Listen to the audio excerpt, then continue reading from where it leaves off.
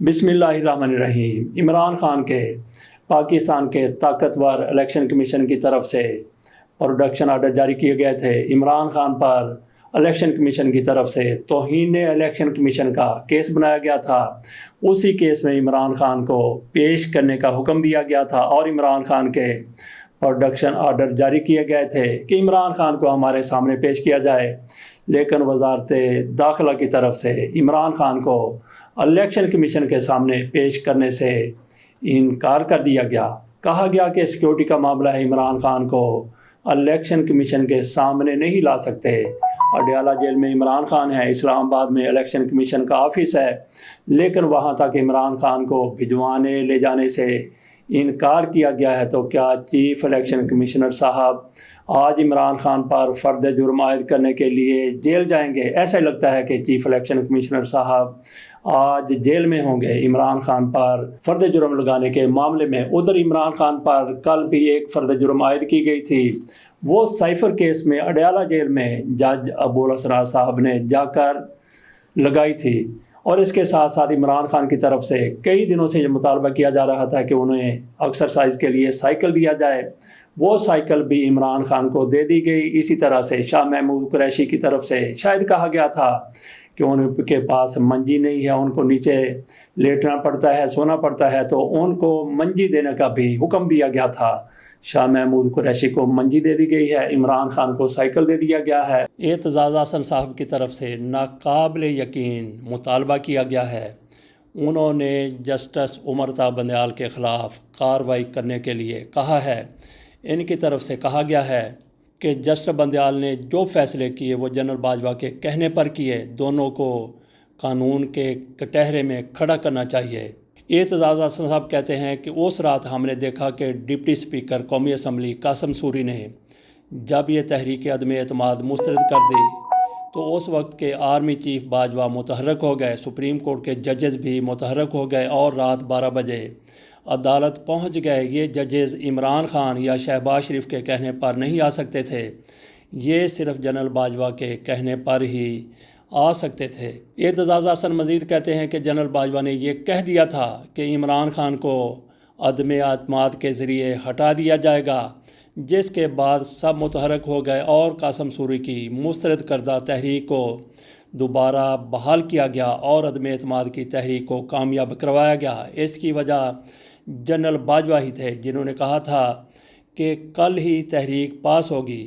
اعتزاز احسن کی طرف سے کسی بھی پاکستان کے چیف جسٹس کے خلاف کارروائی کا یہ پہلی بار مطالبہ کیا گیا ہے، یہ بڑا حیران کن ہے۔ تو کیا اعتزاز احسن کے اس مطالبے پر کہیں بھی سنوائی ہوگی، کہیں بھی کارروائی ہوگی؟ ادھر اسحاق ڈار کا معاملہ احتساب عدالت میں تھا، وہاں پہ ان کا کیس تھا اپنی آمدن سے زائد اثاثوں کا۔ اس کیس میں اسحاق ڈار صاحب کو احتساب عدالت کی طرف سے بری کر دیا گیا ہے۔ ادھر آ جاتے ہیں شیخ رشید صاحب، وہ چلہ کاٹ کر واپس آئے ہیں۔ پہلے بھی شیخ رشید صاحب ایسے چلے کاٹتے رہے ہیں۔ اس حراست کو، اس قید کو شیخ رشید صاحب کی طرف سے چلہ قرار دیا گیا ہے۔ بے نظیر بھٹو کے دور میں بھی شیخ رشید صاحب اپنی بد زبانی کی وجہ سے قید ہوئے تھے، 7 سال یا 5 سال کی ان کو سزا سنائی گئی تھی، لیکن شیخ رشید صاحب نے بڑی خندہ پیشانی سے یہ قید بھگت لی تھی۔ کیوں؟ کیسے شیخ رشید صاحب اس قید میں بڑے مطمئن رہے تھے؟ کہا یہ جاتا تھا کہ ان کی اداکارہ میرا کے ساتھ، دیگر اداکاروں کے ساتھ بھی جیل میں ملاقاتیں ہوتی رہتی تھیں، بلکہ وہ لوگ ملاقات کے لیے جاتے رہتے تھے، لیکن یہ والا چلہ جو ہے زیادہ ہی سخت ہو گیا۔ ایسا سخت ہوا کہ شیخ رشید صاحب واپس آئے تو ان کی طرف سے انٹرویو دیا گیا۔ انہوں نے بڑی انسانیت کا مظاہرہ کرتے ہوئے اعلان کیا کہ آج سے میں مہم چلا رہا ہوں کہ 9 مئی کے واقعات میں ملوث لوگوں کو رہا کر دیا جائے، ان کو معافی دے دی جائے، اس میں اگر کسی کا قصور ہے یا نہیں قصور، سب کو معاف کر دیا جائے۔ شیخ رشید صاحب یہ مشن لے کر چلنا چاہتے تھے، اس کا انہوں نے اعلان کیا تھا، لیکن ابھی انہوں نے اس مشن کی طرف پہلا قدم ہی بڑھایا تھا کہ شیخ رشید صاحب کو دل کا دورہ پڑ گیا۔ تو شیخ صاحب کے ساتھ جیل کے اندر کیا کچھ ہوا؟ کیا اتنا زیادہ شیخ صاحب پر ٹارچر کیا گیا، یا ایسا کچھ کھلایا گیا، پلایا گیا، یا کوئی شیخ صاحب کو سنگھایا گیا کہ شیخ صاحب باہر آتے ہیں 2-3 دن کے بعد ان کو دل کا دورہ پڑ جاتا ہے، وہ ہاسپٹل داخل ہوتے ہیں۔ اللہ بہتر جانتا ہے کہ شیخ رشید صاحب کی کیا حالت ہوگی، لیکن شیخ رشید صاحب کے ساتھ بہت سی لوگوں کی دوائیں ہیں، دوائیں نہیں بلکہ دعائیں ہیں۔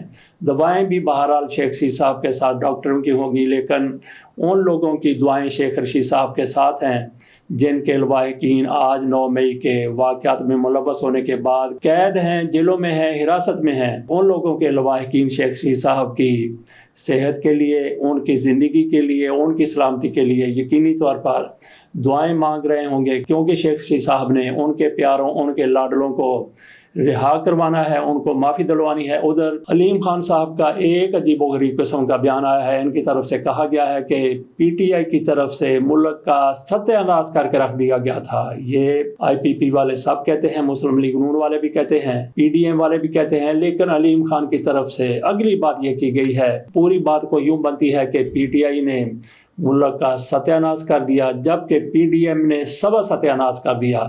عمران خان نے جو بربادی کی تھی بقول علیم خان، اس بربادی کو، اس تباہی کو کئی گنا زیادہ کر دیا پی ڈی ایم نے۔